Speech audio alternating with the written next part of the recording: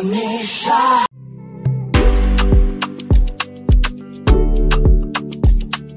Icyiyumviro cyawe.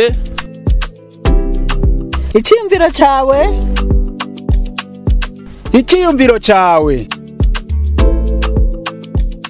Mu gihe kuri uwa mbere igenekezo rya 16 ruheshi hahimbazwa umunsi wahariwe umwana w'umunyafrika, bamwe mu banyagihugu bayaze na Radio Bonesha FM bavuga ko agateka k'umwana w'umurundi katakingiwe bikwiye kuko hakibonekeza abana bakoreshwa ibikorwa bibarengeye bakiri bato. Aba ni bamwe mu baganiriye na Radio Bonesha FM. Nkaho ngeze amaso ibice bimwe bimwe karubahirije, ariko ku rundi ruhande n'ubundi turasanga hari abana bagihohoterwa, abana cyane cyane nko igisagara ca Bujumbura abona yavuye ruguru, tukiyumvira rimwe ingene yaje ugasanga ariko akora akazi atanashoboye. Ni umwana aracari muto, aracafise imyaka yo kwiga, ugasanga ariko akora akazi k'ikiyaya. Aho muri ico gihe ntidushobora kubona ko agateka kiwe kubahirijwe. Amagi aratembereza, harahahura n'abamwiba, abamukubita bakamugirira nabi, ugasanga ibitumbura arikoreye yirirwa aratembereza. Ibintu nk'ivyo agateka kiwe kakononekara. Cyane cyane abana dukunze kubona na abana bakiri munsi y'imyaka 15, abana y'imyaka 13, 10 nibo usanga bariko barazungurukana ivyo bintu nibarabara.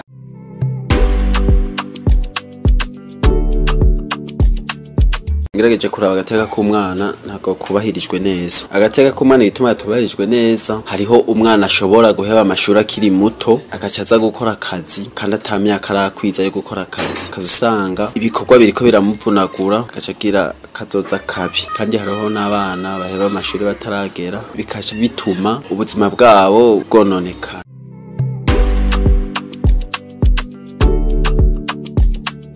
Hariho abantu usanga babayeho mu bikorwa bitabakwiriye kandi batari bwagere ko ivyo bikorwa ari ivyabo, ugasanga umwana ariko akora akazi k'abantu bakuze nawe ari umwana mutoya, kandi uwo mwana yategerezwa kuba mu myaka yiwe abari kwishura. Ukaca usanga ahereye mu gatondo yirirwanye indobo ku mutwe, rimwe ibitumbura, indobo ku mutwe irimwo amaji, akamara igisagara cose agenda ngo ariko aradandaza, ugasanga nabuje canke umubosi we ariko aramukubita ngo yamuhombeshereje. Ukaca usanga umwana abayeho nkuko akaca baho nabi agakora no kuhembwa ntanahembwe, ukaca usanga ariko akorera zange bamuha nazo nyene ntibanazimuha. Ukaca usanga rero umwana ariko abaho nabi kandi atari bwagere mu bwo buzima.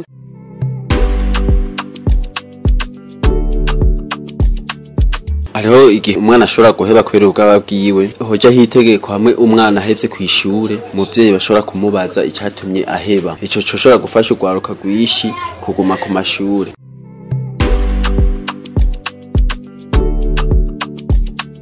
Umwana nkuko amategeko asanzwe nayivuga babona ko akuze mu gihe akuje imyaka 18, niho n'ivyumviro vyiwe bitangura kuja ku gihe, agatangura kiyumvira kuri kazoza kiwe. Rero muri ico gihe umwana atarakwiza iyo myaka aba ari umurego, ntabakwiriye kuba arava mu minwe y'abavyeyi, abagikwirizwa ibintu byose bikenewe kuri we, kwiga, agateka kiwe, kwambikwa, kugaburirwa, kuryamikwa ahantu heza. Ivyo byose umwana biri mu bituma abaho neza mu gihe atarakwiza imyaka yo kwidegembya, kuronka ubwigenge bukwiye, amenye tinokora iki kugira mbeho. Muri ico gihe abakwiye kuba yitabwaho n'abavyeyi bamwibarutse canke abandi bose babishoboye.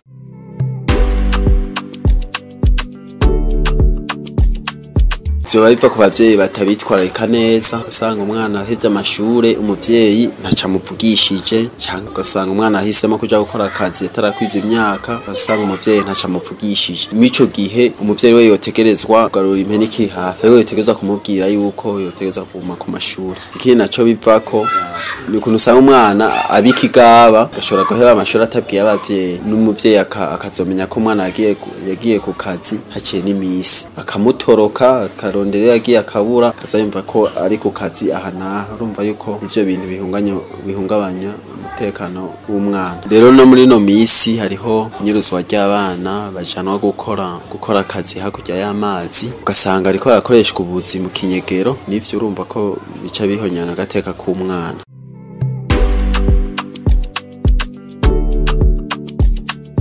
haraho abana baba bavutse ku bavyeyi b'ibigabo ugasanga umwana yavukiye mu bavyeyi kandi afise abavyeyi bose ariko ntibitewe kumujana ku ishure ugasanga umwana aho kumujana ku ishure bariko baramuturubika umwana hariho n'umwana atakomo kubera abona imibereho yabo ugasanga bivanye n'amikoro make ugasanga muhira ntashobora kuronka vyangombwa ibikoresho vy'ishure umwana kubera babona amikoro make bafise ukaje usanga n'abavyeyi be bariko baramurungika ngo agende kurondera amafaranga kandi ataragira kuyarondera hama umwana ukaje usanga ariko arayerera mw'ibarabara kandi vyategezwa ko umwana aba ari kw'ishure.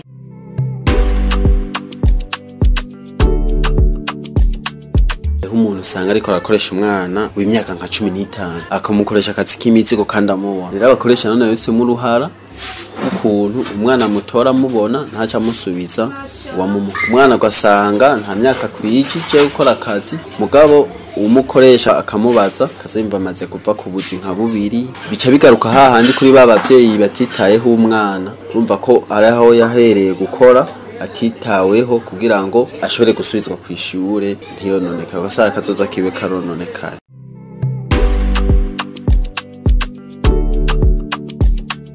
Mugihe atarakwiza imyaka yiwe yo kugira aho navuga ati ndacutse ku rundi ruhande tubona intambamyi mu miryango imwe abavyeyi biwe swate barahoye n'ingorane kanaka cankwe ntaco banezwe bigatuma bagira ukene bukabije cyane umwana karaba n'undi kuguma muhira ni bya bindi agahitamo kuja kurondera ubuzima arabe ko yofashisha nyina we n'agasabune carose abana harabo nyene mu miryango yabo ataba habaye neza ugasanga se wiwe ni umuntu yibasiwe n'ibintu byo kwinwera inzoga ntakirondera ngo yiteho ku muryango nyina wiwe ntabashoboye kurera bivanye nuko cyane cyane baba banavutse ari nabeshi mu muryango umwana arakuze ntarose kimwigisha kandi yanabishaka.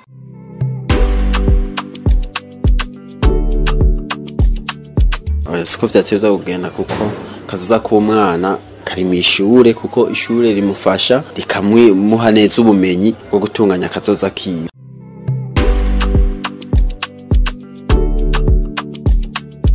Kazoza k'umwana kari mwikaye kuko muri isi ya none utize nta kintu ushobora gushikako naho wogenda ugakora ukaronka amahera agizene menshi ashoboka mu gihe atamashure mu mutwe atakiriyo ntuzomenya gutunganya kazoza kawe.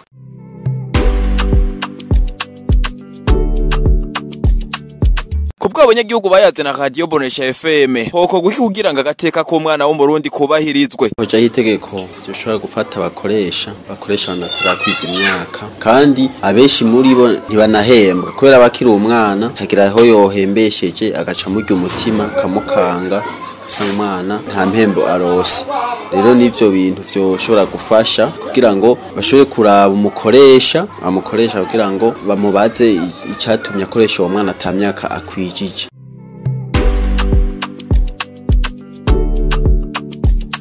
Tegeko rihakwiye hakaba ahubwo n'ibihano hamwe basanga umwana ariko arayera mwibarabara atagiye ku ishuri bagahashiraho ibihano by'abavyeyi biwe kongira ngo niho abavyeyi bamwe bojijuka umwana ari ku ishuri n'ukuri arubahirizwa umwana ari ku ishuri usanga afise agateka ariko umwana atari ku ishuri ari mwibarabara ntaba afise n'ikimuranga cati uwo mwana nuwo kwanaka canke umwana avuka mikomeni yini.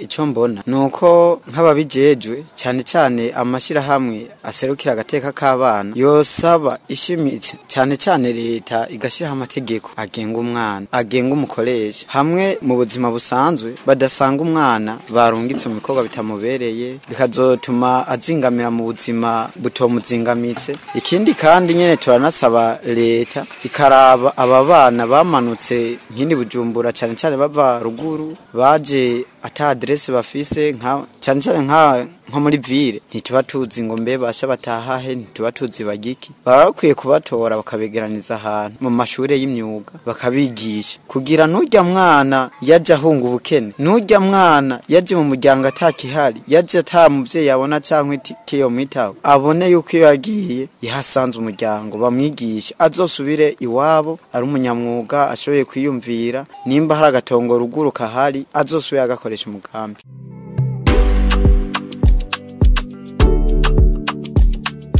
itegeko nyene ryo gukoresha abana nk'abo rirakwiye kuhaja, ahubwo bakanatanga n'itegeko ry'uko umuntu bazosanga ariko arakoresha umwana adakwije imyaka ya karangamuntu azohanwa n'amategeko, kuko baba bakoresha kuko babona atana kibaranga bafise, bavuga bati abantu ubu naho twomuhohotera ntabi wabo bazoza kudukurikirana, ukaca usanga umwana ariko arakorera ubusa kuko atakimuranga afise, kandi bakaca banamuhohotera kuko babona bamutoye mwibarabara. Ariko umwana amaze gukwiza imyaka 18 uwo oyi ni yakoze ikosa aragihanirwa, kandi uwo arafise no kuja kwitura ubutungane akavuga ati ni muntu ntunganirize jewe uwo nkorera yandenganije narakoze sinahembwe. Nibatange itegeko umuntu wese akoresha bakoresha abana batarakwiza imyaka 18 ngo bagire karanga muntu bazohanwe bisunze amategeko.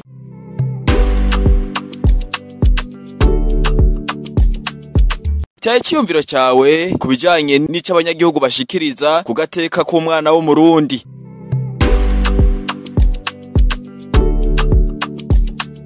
Icyumviro cyawe